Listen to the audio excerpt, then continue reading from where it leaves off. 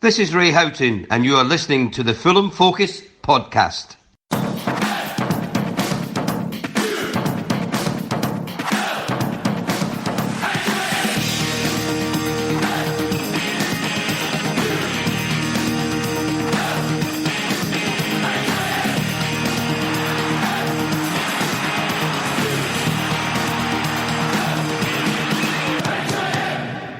Fulham. Hello and welcome to the Fulham Focus podcast. My name is Jmac and I'll be hosting this one. Threes all around, 3 points, 3 wins, 3 goals. All in all, a complete freedom pass at this train station to blow commuters such as Chris Martin back to Derby. We'll be discussing all things good and bad from this match, mostly good. With me to do so are Tom Selleck's surrogate brother, Mr. Don Love, and the man who blows the very definition of tact into ashes is Mr. Matt Frenchie Boisclair. Don't mind if I do. Fulham. Now, first things first, to the hundreds of thousands of our listeners, we apologise for no QPR reaction show. It was the Focus team meet-up this evening of the West London derby, and somehow we accidentally ended up in a QPR pub. We lost 4 that night. But nonetheless, the candle certainly burnt both ends, and a pod wasn't doable with the time spared.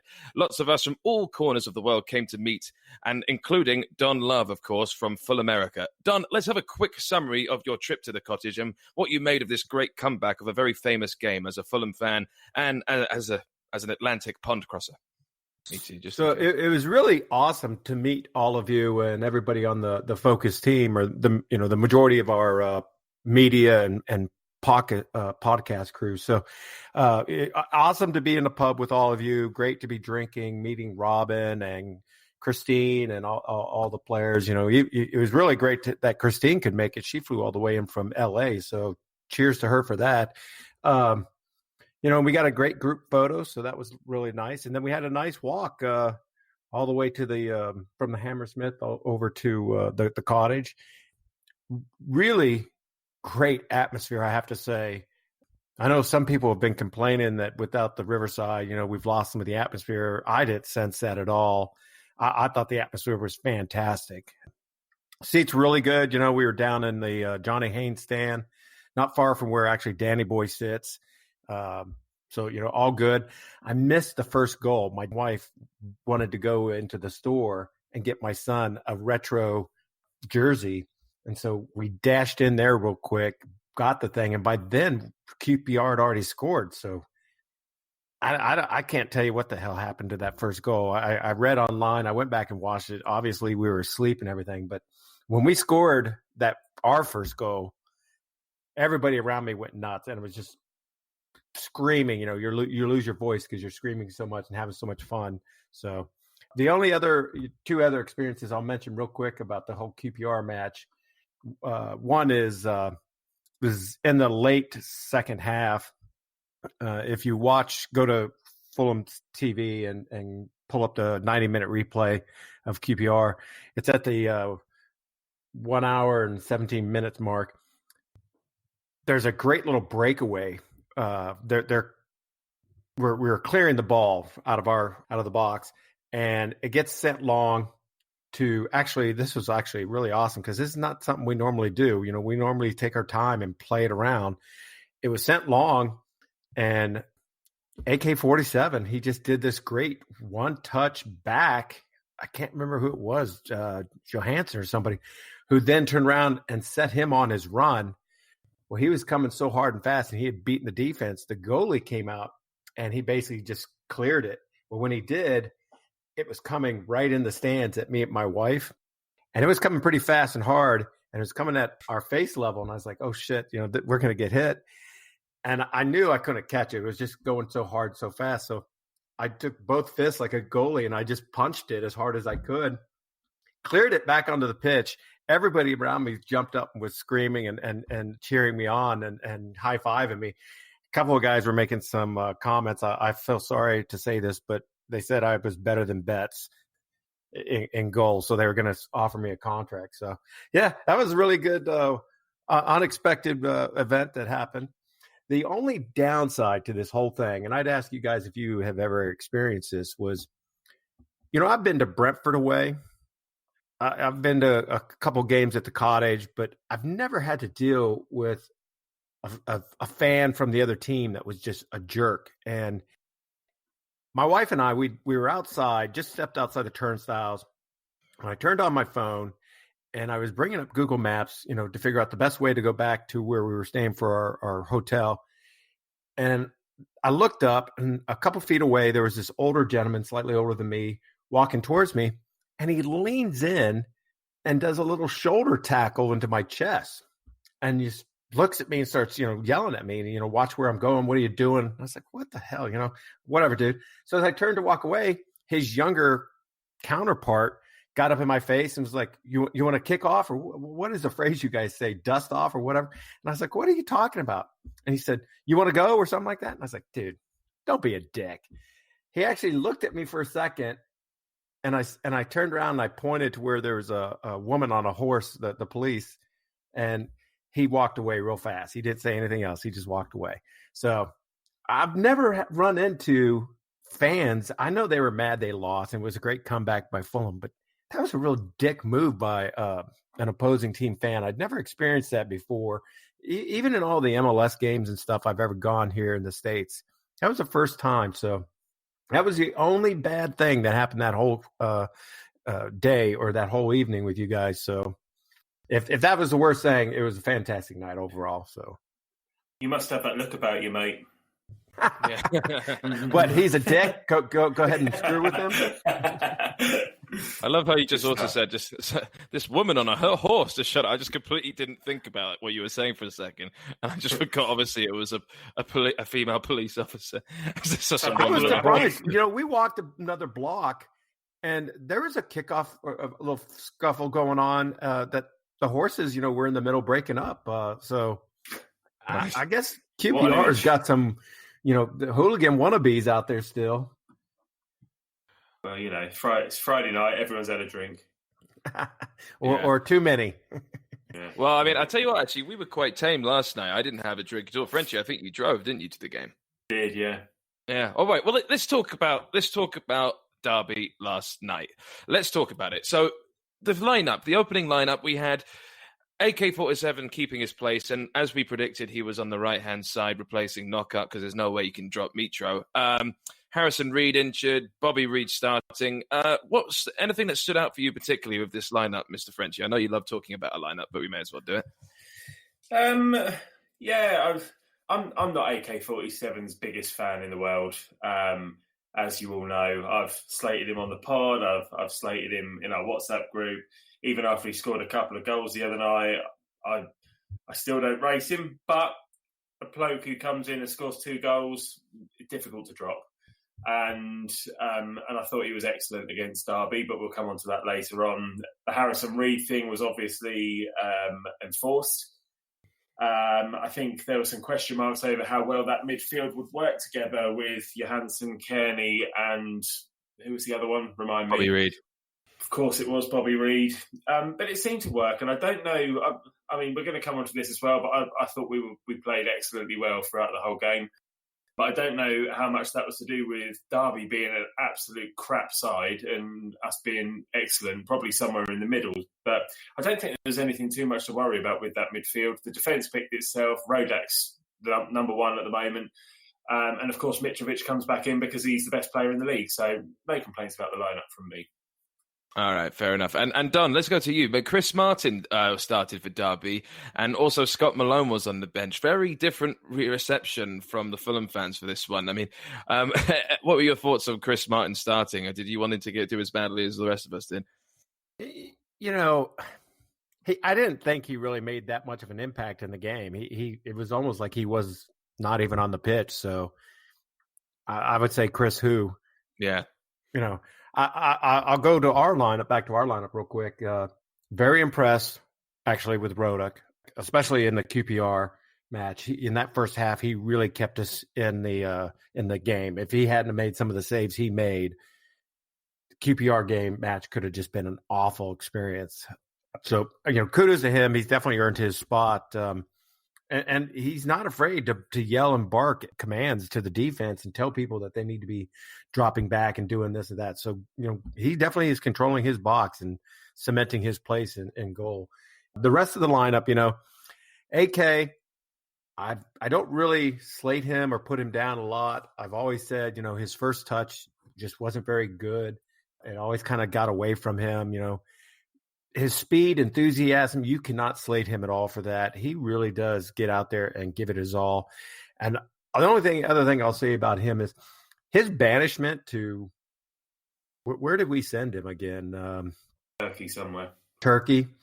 His banishment must have been the best thing ever for him, because I feel like he's actually a different player on the field now. He's unlike Knockhart. He's not selfish. He lays off the ball several times and was a key player.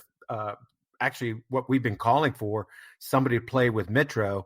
He really was bouncing back and forth with Mitro and playing off that. So I thought AK was fantastic. Sad to hear, from Jmac that he was going off with a boot on.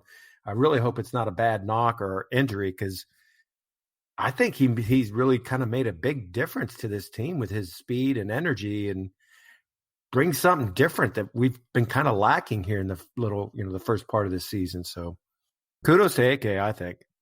Yeah, kudos to AK. And I'll just quickly say about Chris Martin. Did anyone else see him? He actually faked a face injury at one point by covering his face when one of our players brushed past him. It was hilarious. Yes. He had chewed his gum. He smiled at our jeers. He was really happy to play the pantomime villain for this one. I'm not usually one for, calling grown men fat bastards in the stands, but it was quite funny nonetheless. Anyway, so let's talk about the brilliance of AK. Well, partly the brilliance of AK.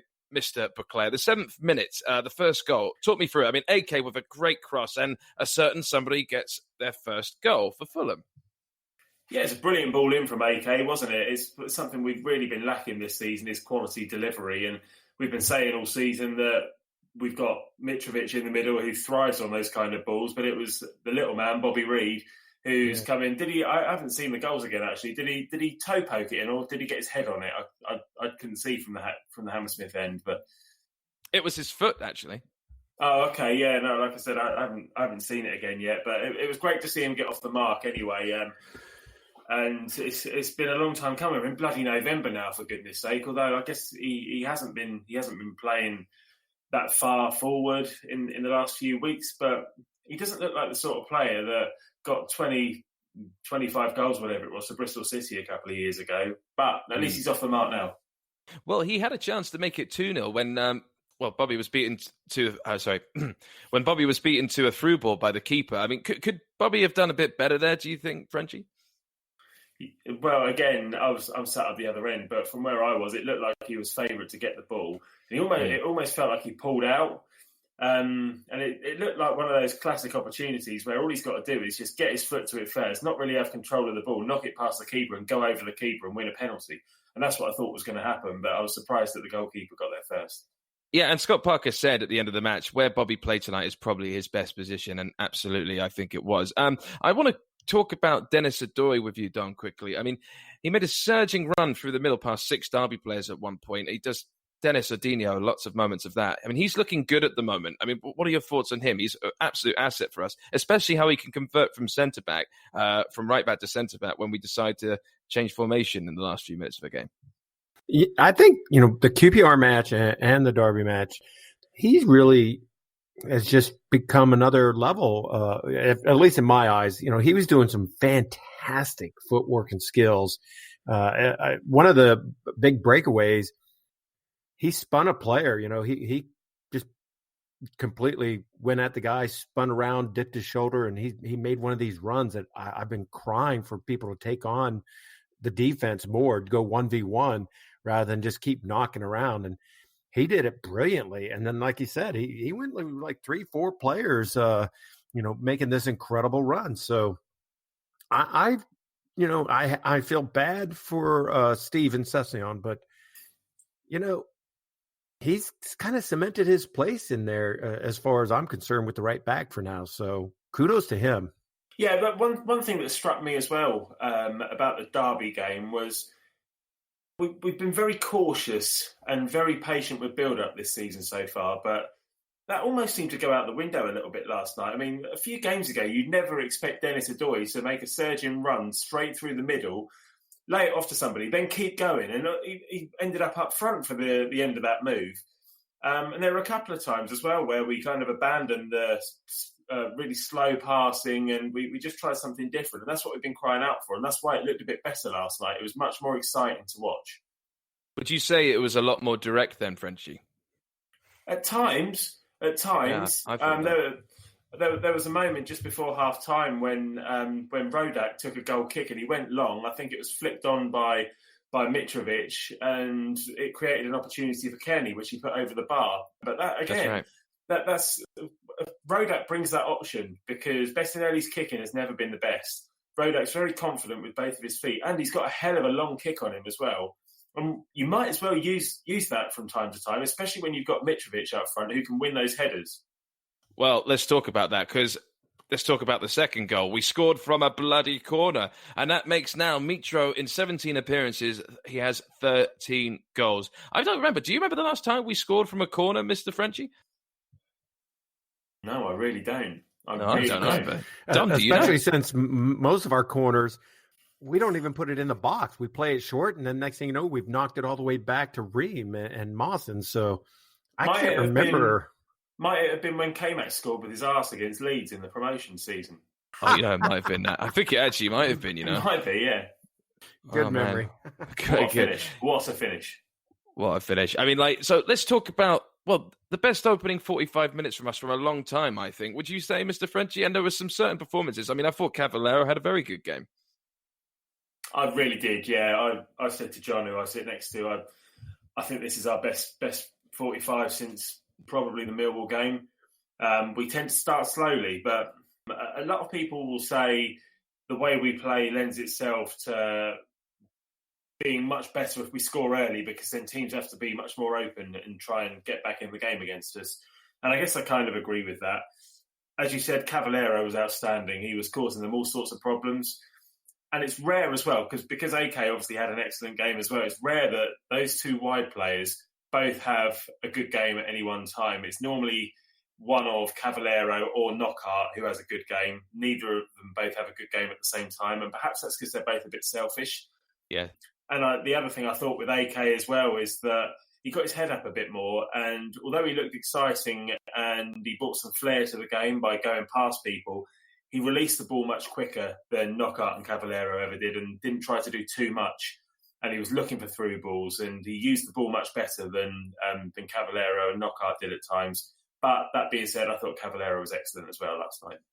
Yeah, and something else I noticed as well was Cavallero and AK were switching quite a lot on the wing. I mean, sometimes AK would be on the left and Cavallero on the right. I mean, that's obviously to change the play up so Cavallero can actually get some of his crosses in because obviously he's right-footed. Don, let's talk about the second half. I mean, right after halftime, Mitro missed two chances in quick succession. First one with his foot, then a second a header from a Cavallero free kick when it looked easier to score, really. But, I mean, AK-47's injury, Knockaert came on. How do you think it affected the team, Don, when AK came off? I mean, it was a real change. Oh, it was an obvious change. And, a couple things there. One, we lost the tempo, like you were saying. We lost some speed in our play, which, that's something that we've been calling out for, since the beginning of this season was stop just going slow-mo, pass, tippy-tappy, back, forward. And, change things up every now and then. And it's like what Frenchie said, Rodak kicking the ball out long every now and then, players taking on defense 1v1. With AK on the field, we seem to do that a lot more, and we seem to have more one-offs, players playing off of each other. And then you throw Bobby Reed in there, and between the three of those guys, and Cav even out on the side, there was some really pretty nice 1-2 flick little passes and stuff going on. And then, of course, Steph Joe, you can't forget him. He did unsung hero. Yeah, absolutely. He does a lot of great work. So, I will say this. I don't know. It's a shame on the timing. I hope AK's foot injury is not serious and that he's not going to be gone long, because I got to say, with him on the pitch and Bobby Reed on the pitch, and, we have always been questioning, can Tom and Bobby be playing on the pitch at the same time? Because they're supposedly, a lot alike. But actually, this really worked out well. and it kind of went back to last season when we had K-Mac in and everything. You had Tom sitting a little deeper, and he can really pick out those passes. So between him and Ream, who can make these, oh my God, pick out a pass out of the back and set people off in motion. And then you had Bobby Reed playing off of everybody, making incredible little runs and stuff that fed into AK, and AK putting crosses in. So, I really liked that combo in the midfield of, Ivan, Bobby, and then Tom out to the side. I even, with Steph Joe in there, I really hope that we can keep going forward with this particular lineup, because I think Parker might have stumbled on to something, that a formula that maybe, can really be our key for the rest of this season. Well, I mean, AK looks very similar in a lot of ways to Adama Traore for Wolves, and that sort of physique that he has and the style of play that he has. I got to say that I think it sounds as if he's rolled on his ankle. That type of injury could potentially mean 2 to 3 weeks, maybe even a month. I don't know. It could be the new year. Who knows? Hopefully it will be in time for Christmas. You just don't know. But one thing I will say about AK, I mean, we can praise him to the hills, but he looks generally unrecognizable in this game. I think it's the best game he had for us, actually even better than the game before that, considering I know he scored a brace in the last one. Just his game off the ball and on was fantastic. I'd agree. His first touch was something not including myself, a lot of people around me in the hammy end were just shouting, "Who is this man?" You know what I mean? So it was really nice to see. And I really hope it's just not too much of a sod's law that he's injured for a long time. But let's talk about... Sorry, mate, just to come in. Do you remember in the promotion season, right at the end, against Sunderland at home, and Matt Targett went off injured, and AK came on, and I don't know if Cess went to left back, but it was a really bizarre substitution because it was quite early on in the game, and I think we were already a goal behind. But AK came on and he changed that game, and his performance against Sunderland in that game ultimately got him a start against Aston Villa in the playoff final. So he has got it in him, but he's just too inconsistent and too bloody reckless with his approach to the game. But if that can be refined, and I don't know where I'm going with this. The inconsistency, you're right, is a big thing. So hopefully this injury is not a long one. He's not gone for long, because he was just starting to build. Maybe he could get consistency games. So yeah. And he's a momentum player and a confidence player. And he's 24 years old. And I think, he has time to change his attitude. His attitude is already slightly changing, according to Scott Parker. But I think, he is very much the guy who once he's in form, he starts running. And if it is stilted too much from this injury, it could take us a few steps back, but hopefully it's fine. Let's talk about Anthony Knockaert when he came on. Don was alluding to earlier, Frenchie, how, we wanted less tippy-tappy, stop slow-mo sort of thing. Anthony Knockaert comes on, and I know it's just almost like he's in a different level compared to AK-47, which is something we were not expecting when he was signed over the summer. I just feel like, he tries too much, don't you think? He was definitely trying to do it all when he came on. It was like he had a point to prove, and he had a couple of shots. One was deflected wide. He doesn't release the ball quick enough. He doesn't pass. He's very selfish, but his enthusiasm is quite infectious. There was one moment, though, where he had the ball in the left-back position, and all he had to do was kick it out of play or boot it up the line and try and, play it up. And then he cut back inside, and he tried to run it out of defence himself and ended up giving the bloody thing away. And that's what's frustrating about him. And there were a few boos around me every time he got on the ball as well, which I thought was absolutely ludicrous, pathetic, because he's a trier, but he just needs to remember that, there are other players in this team who are very capable footballers. Yeah. And sometimes he needs to play the percentages game and think about what he's doing rather than doing everything himself. Well, he sometimes... Isn't that what you mentioned, Jmac, in our group conversation? Didn't you mention that Parker, you screamed at him? Well, yeah, actually, it was Parker. Parker basically and apparently was screaming at Knockaert past the effing ball at one point.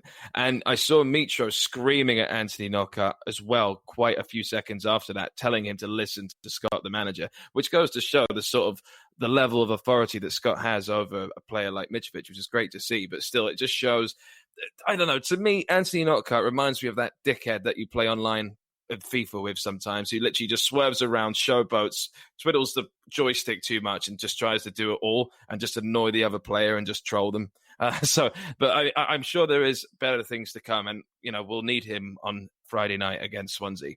Now, it's interesting you said that. Sorry, mate. That is interesting you said that about Mitrovic, because I haven't seen that Mitrovic was saying listen to him, because he's arguably a person that we've talked about in the past as potential captain material.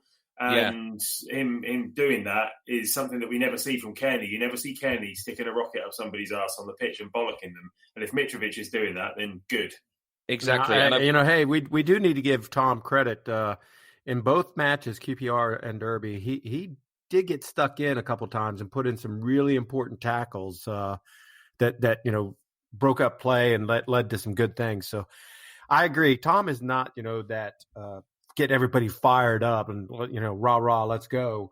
But I will say I did think, again, because he was kind of playing that deeper midfield role, he did really, really well several times with a very important vital tackle or winning the ball back kind of stuff. So give him a little bit of credit. No, absolutely. And we'll get onto Tom in a second. But, Mitro was definitely absolutely not just potentially on Scott Parker's benefit, but livid with Anthony Knockaert at one point, and he was ushering to the side where Scott Parker was standing. Either that, or he was saying, pass the ball more, get into the game. And he was really, really angry with him for at least a couple of minutes. Now, Reid came off for Onuma after a period of treatment, and, Reid, hopefully he's okay. Hopefully it's precautionary. Josh Onuma doing what Josh Onuma does, in my opinion, being quite onomous. But, Reid was walking fine at the end, so that's okay. And let's talk about what happened, because, Frenchie, it was weird. Reid and AK are now off. And I've got to say, the crowd around me were acting as if we were losing 2-0, not winning it. There was just, granted, we weren't playing very well, but there was just this aura of one bad move and suddenly we were going to lose or draw. I think people can be quite spoiled, and there's almost a sense of entitlement that we should be near the top of the table and we should be putting teams to the sword and we should be beating teams.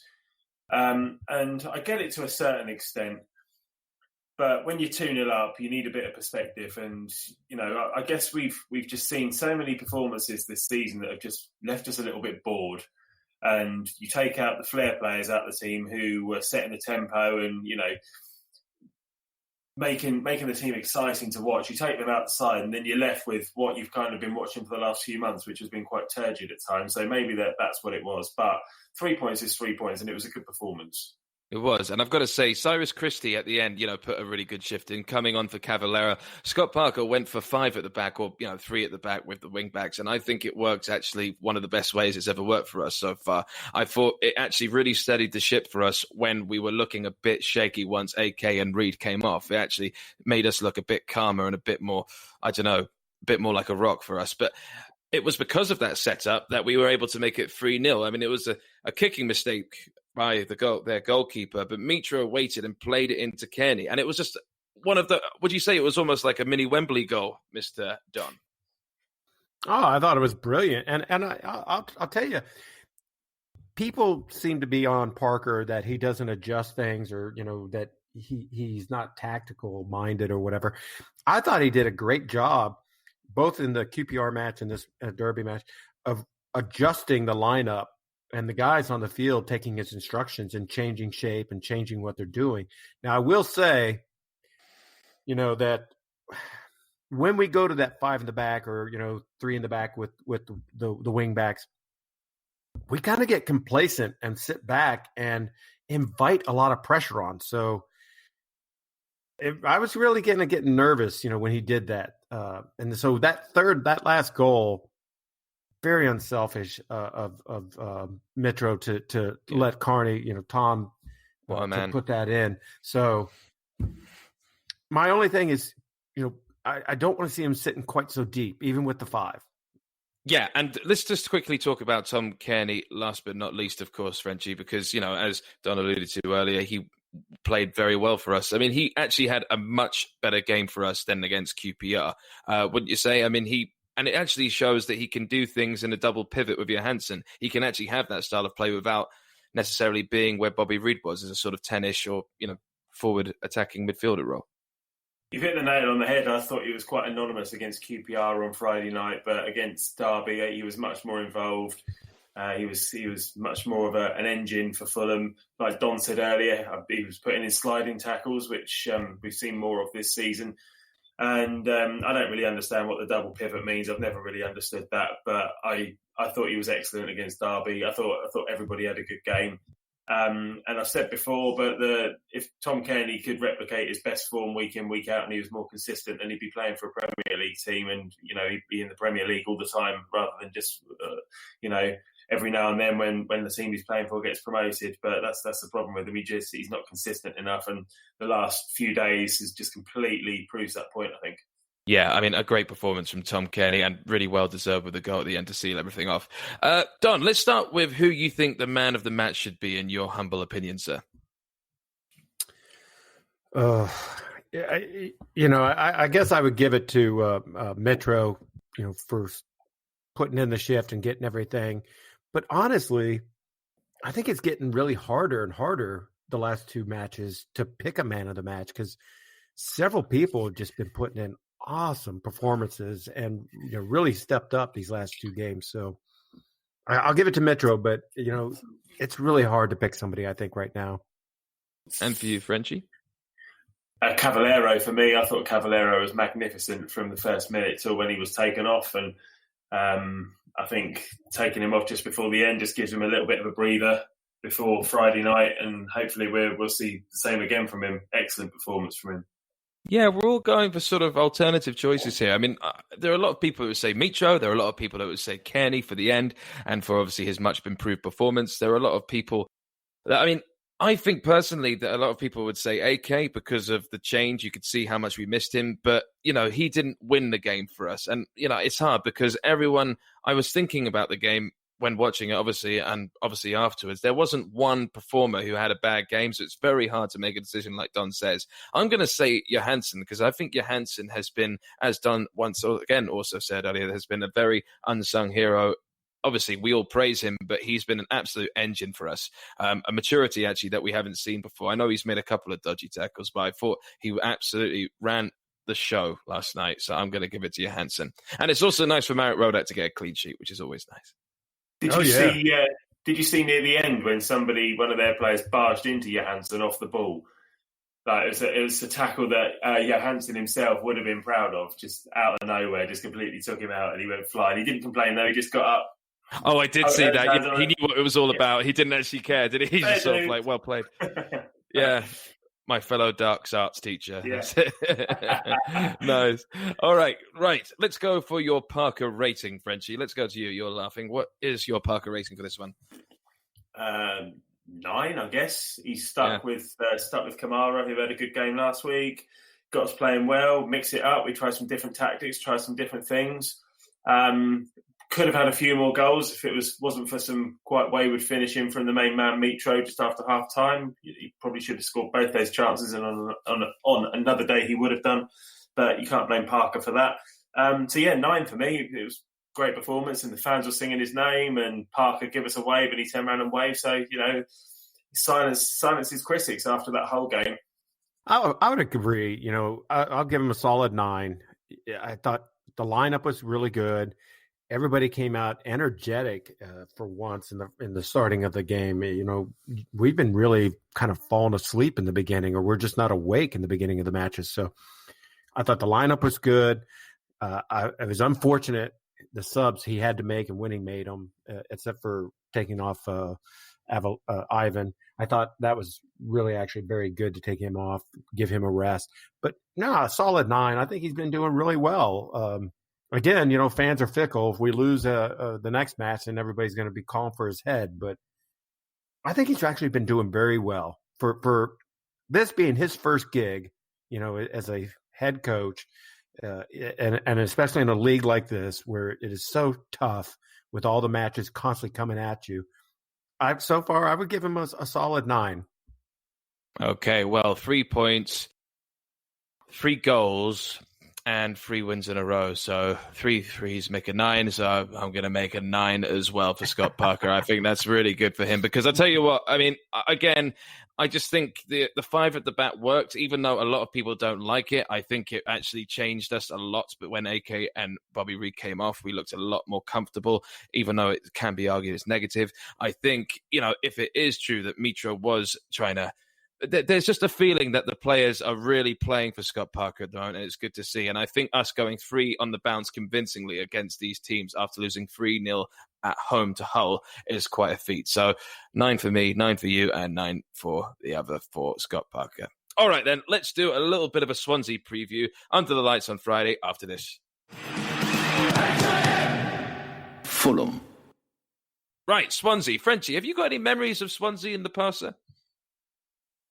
There's one obvious one, which probably predates a lot of people. A lot of people who now support Fulham, people probably weren't even born. But 1994, we were relegated at the Vetch Field into the basement division when Simon Morgan was captain, and Simon Morgan famously then led us back up 2 seasons later.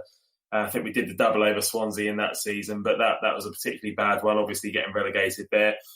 And the other one I was going to quickly mention was when we played, I think it was Alan Curtis's testimonial in the opening of the Liberty Stadium in 2005, and the opening of the stadium was against us. That was in July in a friendly, and went down to that one on the train. Got really quite pissed. Don't remember much about the game, but I looked it up, and apparently Steve Malbronk scored, and we drew 1-1. So yeah, we were officially the team that they opened the stadium against. Ah, very nice. And Don, this is quite a big game. Where are your thoughts on Swansea? What are your thoughts on Alfie Mawson? Do you think he'll get a good reception when he obviously goes back to wherever the fuck they play?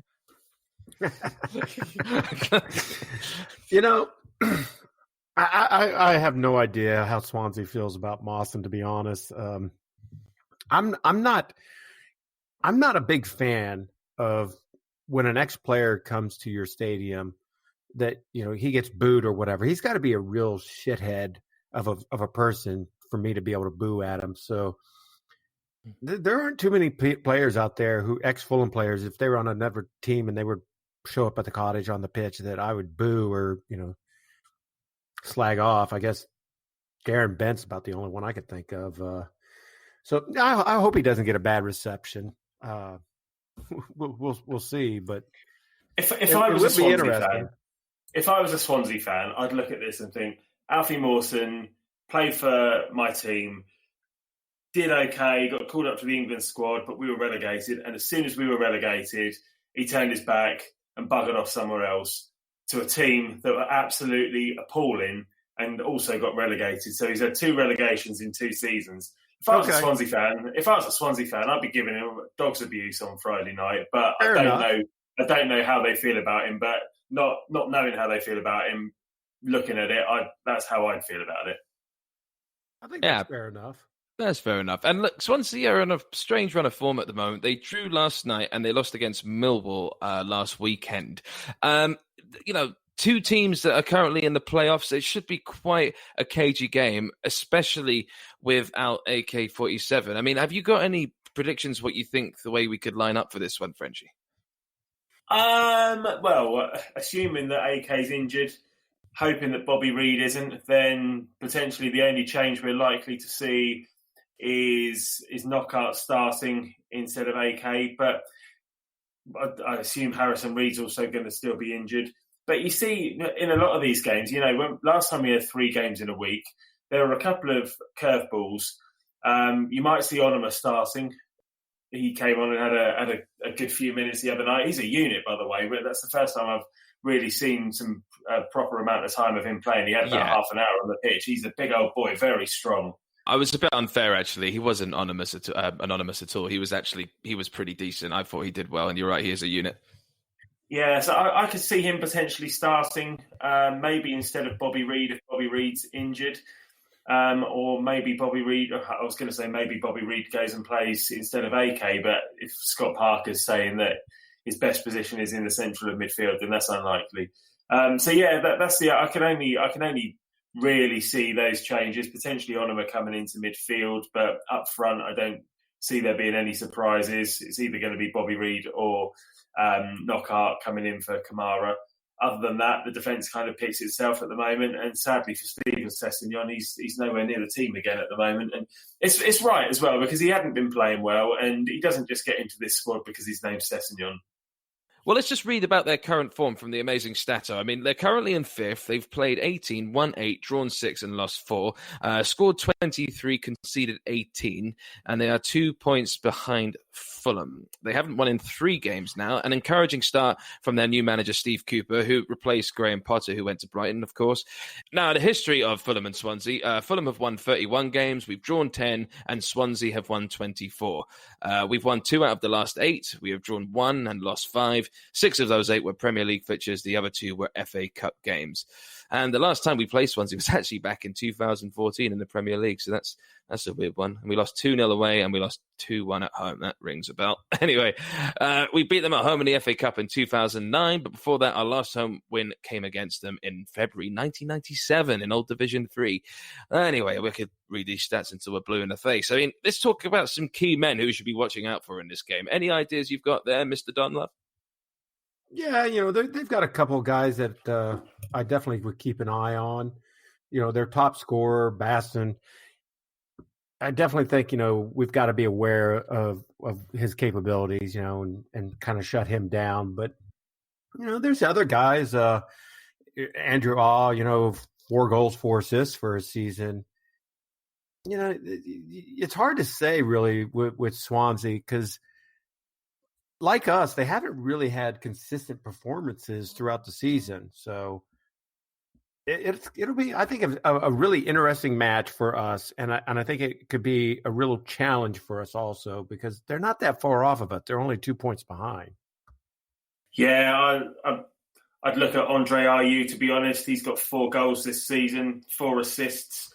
He's been in and around the Swansea side for quite some time and he's doing all right in the Championship. He's got 4 goals, but it's not 13 goals, which is what Mitro's got. Also, Wayne Routledge is still there. I remember when we had him for a period of time, I don't know, probably about 10 years ago now.